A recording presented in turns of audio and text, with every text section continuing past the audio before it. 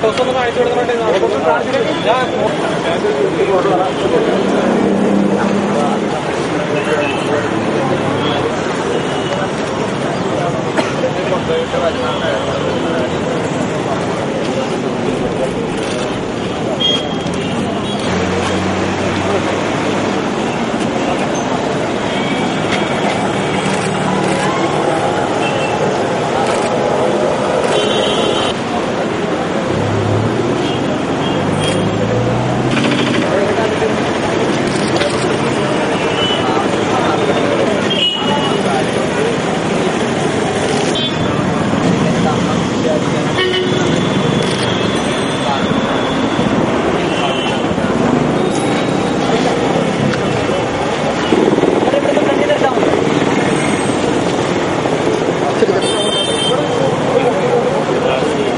ചേട്ടാ ശരത്ത് വീട്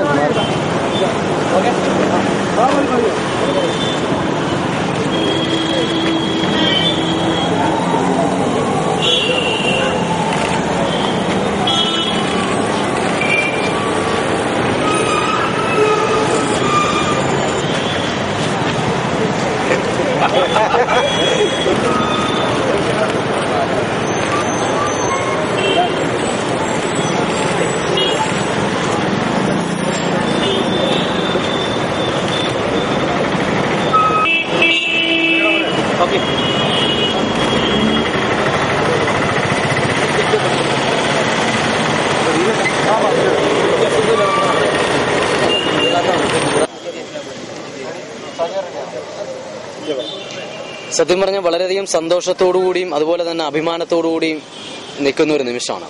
കാരണം വേറൊന്നുമല്ല, ഞാനും ഈ പറഞ്ഞതുപോലെ സാമൂഹിക പ്രവർത്തനം ഉള്ള ഒരുപാട് വ്യക്തികളെ കണ്ടിട്ടുണ്ട്. പക്ഷെ ഇത്രയും ഒരു ചെറുപ്പക്കാരനെ, ഒരു സമൂഹത്തിന് വേണ്ടി ഒരുപാട് നന്മകൾ ചെയ്യുന്ന, നിങ്ങൾ ഒരുപക്ഷെ മുരുകനെ സിനിമയിലെ മീൻസ് ടിവിയിലെ തന്നെ പല പ്രോഗ്രാമിലൂടെയും പിന്നെ പത്രങ്ങളിലൂടെയൊക്കെ മുരുകന്റെ മുഖം നിങ്ങൾക്ക് സുപരിചിതമായിരിക്കും.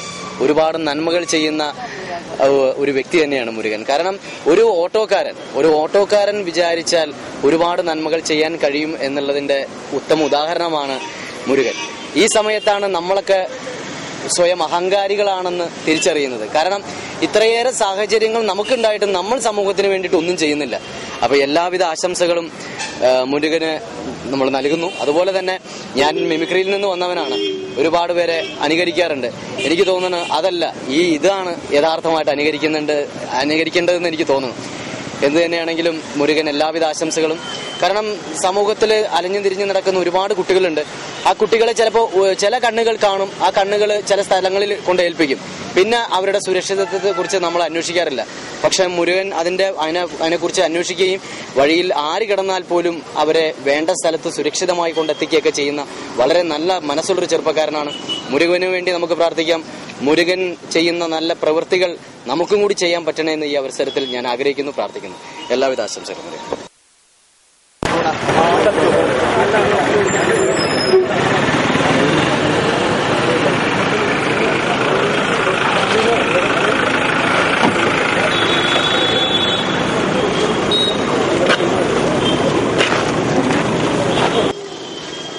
എന്താണ് പറഞ്ഞോട്ടെ?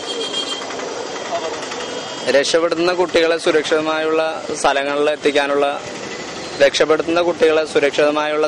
എത്തിക്കാനുള്ള സ്ഥാപനങ്ങൾ വളരെ കുറവാണ് നമുക്ക്. അപ്പൊ ഈ ചൈൽഡ് വെൽഫെയർ കമ്മിറ്റിയും അതുപോലെ ബാലവേല നിയമം എന്നൊക്കെ പറഞ്ഞ ഒരുപാട് നിയമങ്ങളുണ്ട്. പക്ഷെ ഈ എല്ലാ നിയമങ്ങളുണ്ടെങ്കിൽ ഈ നിയമങ്ങൾക്ക് എല്ലാത്തിനും പഴുതുകളുണ്ട്. ശരിക്കും പറഞ്ഞാൽ ഈ കടലാസിൽ മാത്രമാണ് ഈ നിയമങ്ങൾ നിലനിൽക്കുന്നത്. ഇവിടെ തന്നെയാണെങ്കിൽ എല്ലാ പോലീസ് സ്റ്റേഷനിലും ജുവനൈൽ പോലീസ് വേണമെന്ന് ആവശ്യപ്പെട്ട് ഹൈക്കോടതിയുടെ വിധി ഉണ്ടായിട്ട് പോലും അതുപോലും നടപ്പാക്കുന്നില്ല. അതുപോലെ തന്നെ തെരുവിൽ നിന്ന് കിട്ടുന്ന ആൾക്കാരെ സംരക്ഷിക്കാനുള്ള കോർപ്പറേഷന്റെ വളരുതി അഗതി മന്ദിരമുണ്ട്. അതുപോലുള്ള സ്ഥാപനങ്ങൾ തുറന്ന് പ്രവർത്തിക്കുന്നില്ല.